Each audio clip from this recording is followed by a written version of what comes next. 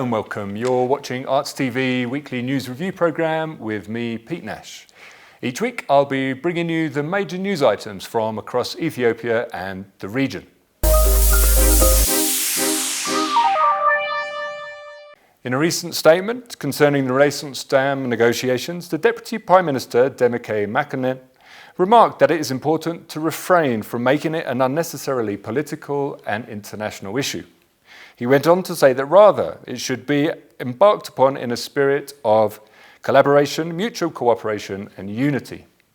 Mr. Demeke made this remark in a virtual discussion forum organised by the Ministry of Foreign Affairs and the Ethiopian Embassy in London and other European cities. In his speech, the Deputy Prime Minister said if Egypt and Sudan follow a constructive path through the negotiations led by the African Union, they could reach a win-win outcome for all. He also said attempts to impose unnecessary pressure on Ethiopia will not make his country accept colonial-era treaties. He added, Ethiopia will not tolerate an unfair agreement that would make Egypt and Sudan get an upper hand in the proceedings. Ethiopia has recently started using artificial intelligence in sectors such as health, education, finance, and aerospace. It was disclosed that practical applications have started in various development sectors and particularly in the finance sector. The Artificial Intelligence Exhibition, the first in Ethiopia, was officially launched on 15th of April in the presence of the Minister of Science and Higher Education, Dr. Samuel Okato, as well as other high-level government officials.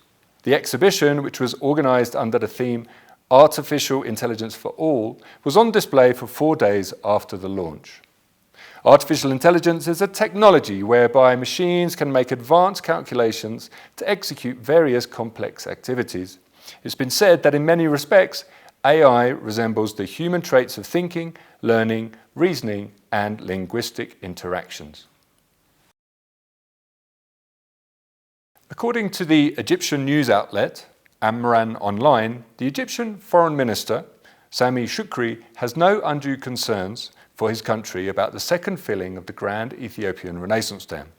In an assessment Sami Shukri presented to the African Affairs Committee of his country's parliament, Egypt's top diplomat was reported to have said that the high levels of rain in the coming months would mitigate any negative impact envisaged from the second filling of the dam. Mr. Shukri said he reached his conclusion after comprehensive technical analysis. He was also quoted to have said, "What worries us is the brotherly people of Sudan being harmed by the second filling of the dam."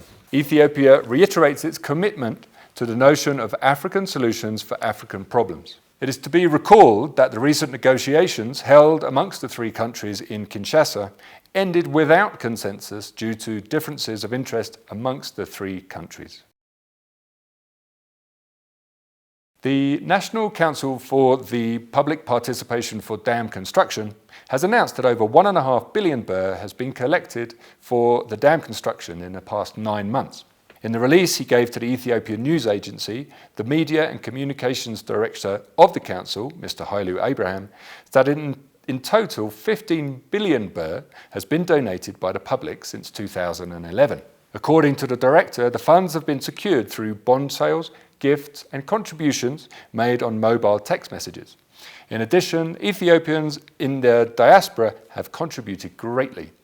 Mr. Hailu noted that the public support for the dam has grown significantly over time, especially after the successful completion of the first round of water filling. He pointed out that fundraising will continue in the remaining 3 months of the budget year with the aim of reaching a target of 2 billion birr.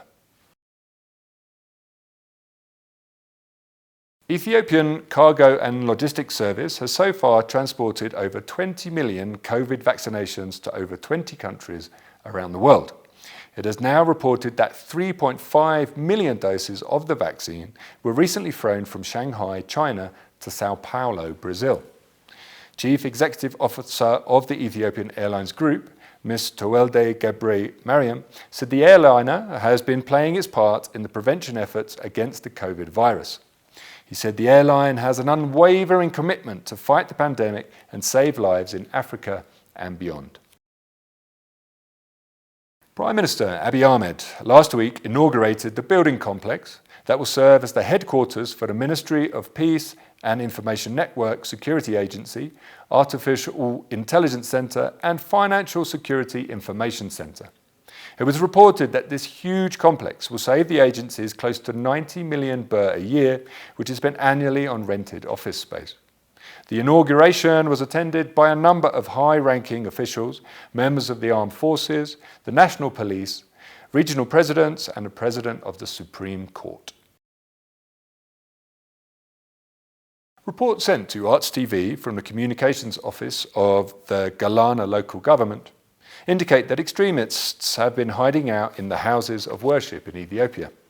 Despite long-standing symbols of peace and harmony, these holy buildings have recently been used as refuges for radicals. As a show of support and unity, youth and local church parish brought food and beverages to their Muslim brethren during Ramadan when breaking their fast. Islamic teacher Ustaz Herbe Wabai said such benevolent deeds have significant roles in strengthening interfaith brotherhood in our country. General Manager of the Galana District Churches said the kind deeds by the youth were admirable. He said that since faith means harmony and love, other places and people should be encouraged to do similar activities.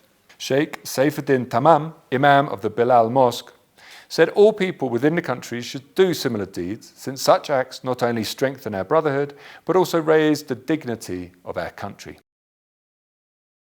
This brings us to the end of another weekly news review with Arts TV. I've been Peter Nash. Hopefully we'll see you next week for the same programme.